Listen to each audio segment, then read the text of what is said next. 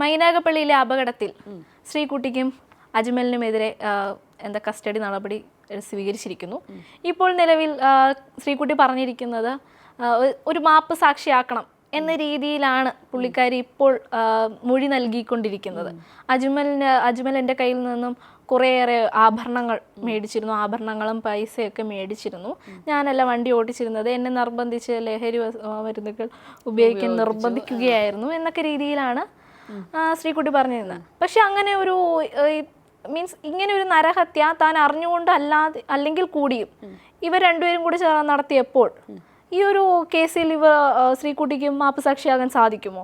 ഇതിൽ നിന്ന് പുറത്തു വരാൻ സാധിക്കുമെന്ന് തോന്നുന്നുണ്ടോ? ഒരിക്കലും ഇല്ല. ഇതിൻ്റെ അകത്ത് അവരെ ശ്രീകുട്ടിയെ മാപ്പ് സാക്ഷിയാക്കാൻ ഒരു രീതിയിലും നടക്കുന്ന കാര്യമല്ല. കാര്യം ഇവര് ഒരു എന്താ പറയുക, ഡോക്ടറാണ്. ആദ്യം ആ 45 വയസ്സുള്ള ക്യാൻസർ രോഗിയായിട്ടുള്ള ആ സ്ത്രീയുടെ ദേഹത്തൂടെ വണ്ടി കയറ്റിയിട്ട് ഇടിച്ചിട്ട് വണ്ടി കയറ്റി. അപ്പം ആ നാട്ടുകാർ പറയുന്നുണ്ട് വണ്ടി വണ്ടി കയറ്റരുത് എന്ന് പറഞ്ഞിട്ട് നാട്ടുകാർ പ്രശ്നം ഉണ്ടാക്കുന്ന സമയത്താണ് ഇവർ വീണ്ടും ആ സ്ത്രീയുടെ ശരീരത്തിൻ്റെ മണ്ടയിൽ കൂടെ വീണ്ടും ഈ വണ്ടി ഓടിച്ചിറക്കുന്നത്. ഞാൻ പറയുന്നത് ഒരു ഡോക്ടറാണ് അവർ, അത്രത്തോളം വിദ്യാഭ്യാസമുള്ള ഒരു സ്ത്രീയാണ്. അപ്പോൾ മനുഷ്യരുടെ ജീവൻ രക്ഷിക്കേണ്ടവരാണ് ഡോക്ടേഴ്സ്, അപ്പം ജീവൻ എടുക്കുന്നവരല്ല. അപ്പോൾ ഒരു അപകടം നടന്നു കഴിഞ്ഞാൽ ആശുപത്രിയിൽ കൊണ്ടുപോകേണ്ട ഒരു മര്യാദ സാധാരണപ്പെട്ട നമുക്കിടയിലുള്ള ജനങ്ങൾക്ക് തോന്നാറുണ്ട്. എന്തുകൊണ്ട് അവിടെ ആ ഡോക്ടറിനത് തോന്നിയില്ല?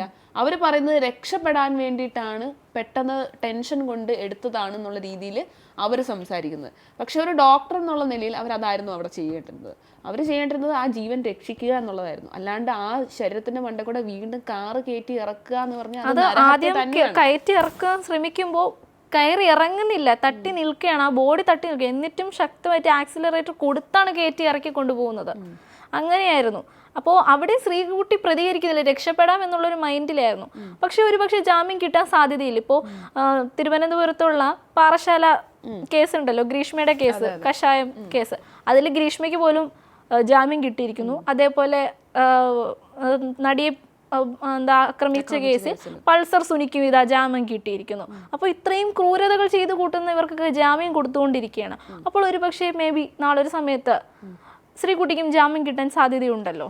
അത് ശരിയാണ്. ഇപ്പം നമ്മളുടെ നിയമവ്യവസ്ഥ അനുസരിച്ച് തെളിവുകൾക്കാണ് ഏറ്റവും കൂടുതൽ പ്രാധാന്യം നൽകുന്നത്. തെളിവുകൾ അനുസരിച്ചായിരിക്കും കോടതി ഓരോ കേസുകളും വിലയിരുത്തുന്നത്, അതിൻ്റെ വിധി പറയുന്നതായാലും. ഇപ്പോൾ ഈ വന്ന വിധികളുടെ ഇപ്പം ഗ്രീഷ്മയുടെ കേസിലായാലും നമ്മൾ അത്രത്തോളം അവർ കുറ്റം സമ്മതിച്ചതാണ്, എന്നിട്ട് പോലും അവർക്ക് ജാമ്യം കിട്ടിയെന്ന് പറയുമ്പോൾ ഇപ്പോൾ ഈ പറയുന്ന പോലെ ഒരു അഭിഭാഷകൻ്റെ ഒരു കഴിവാണ് ആ തെളിവുകൾ എങ്ങനെ വളച്ചൊടിച്ച് ഈ രീതിയിൽ എടുക്കാം എന്നുള്ളത്.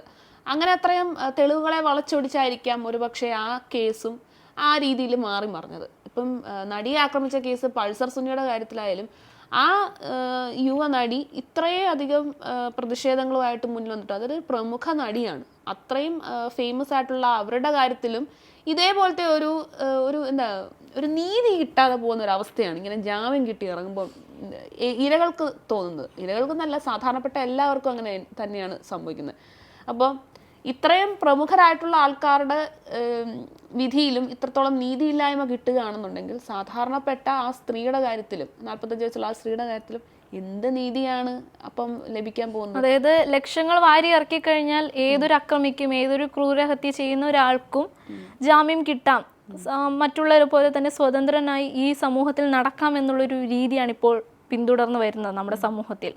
അത് മാത്രമല്ല, ലഹരിക്ക് ഇതിനകത്ത് വലിയൊരു സ്ഥാനമുണ്ട്. ഇനിയിപ്പം ലഹരി ഉപയോഗിച്ച് വണ്ടി ഓടിച്ചതാണ് അവർ രണ്ടുപേരും ലഹരി ഉപയോഗിച്ചിട്ടുണ്ടായിരുന്നു. അവരെ നിർബന്ധിച്ച് ലഹരി ഉപയോഗിപ്പിച്ചതാണെന്നാണ് ആ സ്ത്രീ പറയുന്നത്. പക്ഷെ എന്നിരുന്നാലും ഒരു ഡോക്ടർ എന്നുള്ള നിലയ്ക്ക് പക്ഷെ ആ ഒരു സാഹചര്യം ഒരുക്കിയത് അവർ തന്നെയല്ലേ, ശ്രീകുട്ടി തന്നെയായിരുന്നില്ലേ?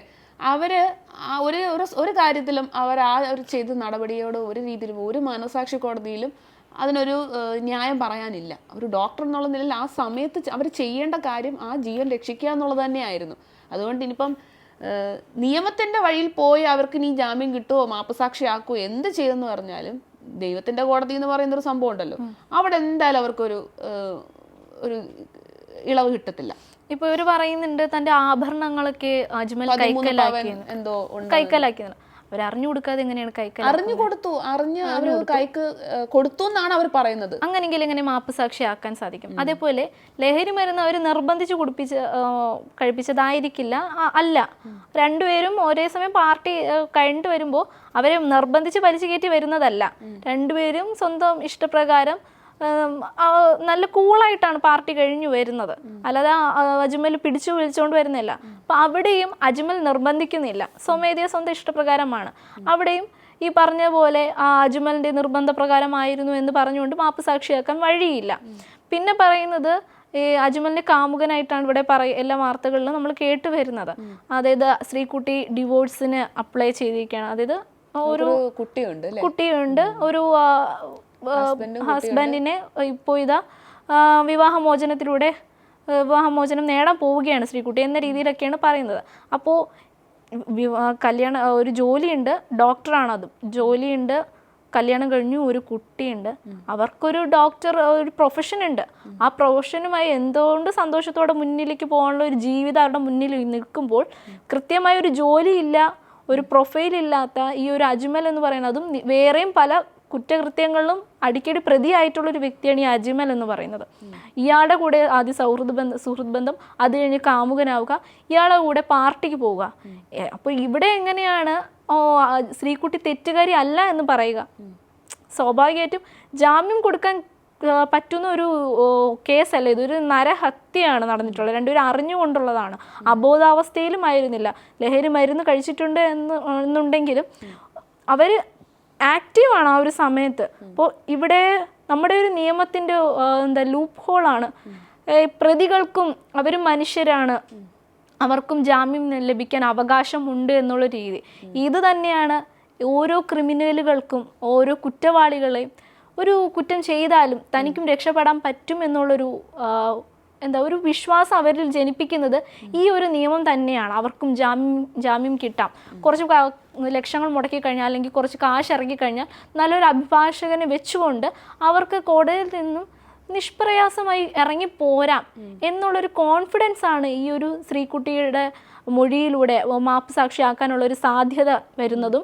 ശ്രീകുട്ടിക്ക് മേ ബി നാളെ സമയത്ത് എന്തായാലും ജാമ്യം കിട്ടില്ലെന്ന് ആരും പറയുന്നില്ല, ജാമ്യം കിട്ടാനുള്ള ചാൻസ് വരുന്നത്. അതായത് നമ്മുടെ സമൂഹത്തിൽ ആർക്കും ഇറങ്ങി നടക്കുക, എന്ത് ക്രൂരകൃത്യവും ചെയ്തിട്ട് 4-5 വർഷം ഗ്രീഷ്മയെ പുറത്തിറക്കിയപ്പോൾ പറയുന്നത് ജയിലിൽ നല്ല നടപ്പായിരുന്നു ഗ്രീഷ്മ എന്നായിരുന്നു ജാമ്യം കിട്ടിയ സമയത്ത് പറഞ്ഞത്. അതേപോലെ പൾസർ സുനിയും കൃത്യമായി എല്ലാ അന്വേഷണങ്ങൾക്കും സഹകരിച്ചു നിന്നു, ഒരു രീതിയിലും പ്രശ്നങ്ങൾ ഉണ്ടാക്കിയില്ല, ജയിലിനകത്ത് നല്ല നടപ്പായിരുന്നു എന്നൊക്കെയുള്ള കാരണങ്ങൾ കണ്ടെത്തിയാണ് ജാമ്യം അനുവദിച്ചത്. ഈ ജാമ്യം അനുവദിക്കുമ്പോഴും പല കണ്ടീഷൻസ് ജസ്റ്റിസ് വെക്കുന്നുണ്ട്, നമ്മുടെ ജഡ്ജിയല്ല, ഭരണഘടന മുഖേനയുള്ള നിയമങ്ങൾ പ്രകാരം അവർക്ക് വെക്കുന്നുണ്ട് എങ്കിലും, അതായത് ഇത്രയും ഏരിയ വിട്ട് പുറത്ത് പോകാൻ പാടില്ല, അങ്ങനെയുള്ള നിയമങ്ങൾ വെക്കുന്നുണ്ടെങ്കിലും ഇപ്പോൾ അവർ നടന്നുകൊണ്ടിരുന്ന അതേ സമൂഹത്തിലൂടെയാണ് ബാക്കിയുള്ളവരുടെ ഇടയിൽ അവർ നടക്കുന്നത്, ഈ ഒരു ക്രിമിനൽസ്.